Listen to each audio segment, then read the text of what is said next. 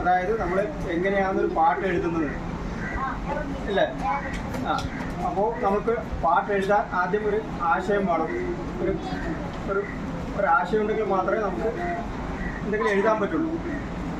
ഇനി ആശയം മാത്രം പോരാ, നമുക്ക് ശബ്ദങ്ങൾ വേണം, ഭാഷയെക്കുറിച്ച് നല്ലൊരു അറിവ് ഉണ്ടാവണം, വാക്കുകൾ കിട്ടണം. ഇപ്പോൾ ഇന്നലെ കുറച്ച് ആൾക്കാർ എഴുതാൻ ശ്രമിച്ചു, അതിന് ഒരുപാട് ഇംഗ്ലീഷ് വേർഡുകളാണ് വന്നത്. അപ്പോൾ അത് കാരണം എന്ന് പറഞ്ഞാൽ നമ്മളിപ്പോൾ മലയാളം പഠിക്കുന്നില്ല.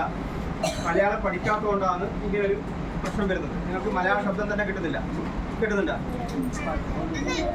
വളരെ കുറവാണ്. നിങ്ങൾക്ക് സംസാരിക്കുമ്പോൾ ഒരു 4 വരി എഴുതാൻ പറഞ്ഞു കഴിഞ്ഞാൽ അതിലൊരു 16 ഇംഗ്ലീഷ് വേർഡായിരിക്കും.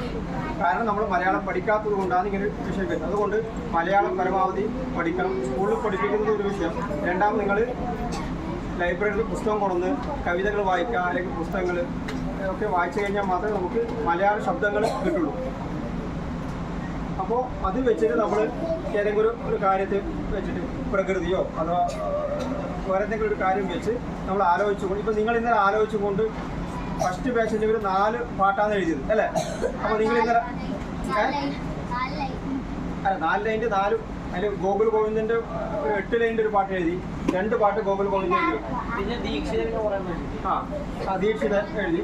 അപ്പോൾ ഒരു 4 പാട്ടുകൾ എഴുതിയിട്ടുണ്ട്. അപ്പോൾ എല്ലാവരും കൂടി ഒരു പാട്ട് എഴുതിയില്ലേ? അപ്പോൾ ആ പാട്ടിനെ ട്യൂൺ ചെയ്യണം. എഴുതി കഴിഞ്ഞാൽ പോരാ, അതിനൊരു സംഗീതം കൊടുക്കണം. അപ്പോൾ നിങ്ങളിപ്പോൾ ഈ കഴിഞ്ഞ 6 ദിവസമായിട്ട് നിങ്ങൾക്ക് കിട്ടിയ ഏറ്റവും വലിയൊരു ഭാഗ്യമാണ്. നമ്മളെ കേരളത്തിൽ ഇങ്ങനെ ഇത് വിഷ്ണുഭട്ട് മാഷെ പോലെ ഒരു ഗുരു കേരളത്തിൽ കിട്ടാനില്ല.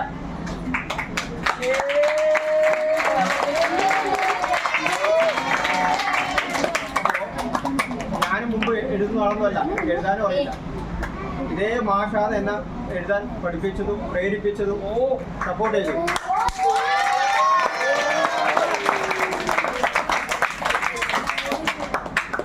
2022 ജനുവരി 13-ാം തീയതിയാണ് ഈ എഴുത്ത് ആരംഭിച്ചത്. മാഷ് നിർബന്ധിച്ച് എഴുതിപ്പിച്ചത്. അതിനുശേഷം ഏകദേശം 250 പാട്ട് മേലെ 250 മേലെ പാട്ട് എഴുതി കഴിഞ്ഞു.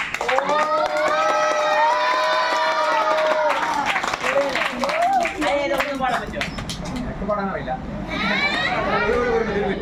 250 പാട്ട് എഴുതി, അത് മുഴുവനും അതിന് ട്യൂൺ ചെയ്ത് മാഷ് തന്നെയാണ്.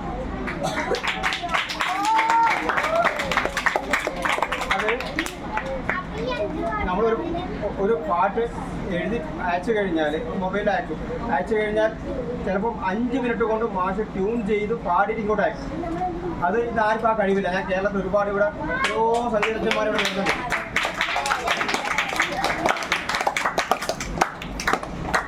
ഇത് കേരളത്തിലെ പ്രഗത്ഭന്മാരായ സംഗീതജ്ഞന്മാർ മുഴുവൻ ഇവിടെ വന്നിട്ടുണ്ട്. അവർക്ക് ആർക്കും നമ്മൾ പാട്ട് കൊടുത്തു കഴിഞ്ഞാൽ ഉടനെ ട്യൂൺ ചെയ്യാൻ പറ്റില്ല. വലിയ ആൾക്കാരായിരിക്കും, വലിയ പ്രസിദ്ധി ഉണ്ടാവും, ഗ്രേഡുകൾ ഉണ്ടാവും. അത് അവർക്ക് ഉടനെ കൊടുത്തു കഴിഞ്ഞാൽ അവരാകെ കുറച്ച് സമയം വേണം. ഞാനൊന്ന് ആലോചിക്കട്ടെ, ഞാൻ വീട്ടിൽ പോയിട്ട് സമാധാനത്തിരിക്കുമ്പോൾ ട്യൂൺ ചെയ്യാന്നൊക്കെ പറഞ്ഞ് ചില ആൾക്കാർ പിന്നെ അവർ അരമണിക്കൂർ ചെയ്ത ആളുണ്ട്. അത് 2 വരിയായിരിക്കും, ഇവരല്ല പല്ലവി. അതായത് രാഗം താനം പല്ലവി പാടാൻ 2 വരി പല്ലവി എഴുതി കൊടുത്തു കഴിഞ്ഞാൽ ചിലപ്പം ഒരു മണിക്കൂറോ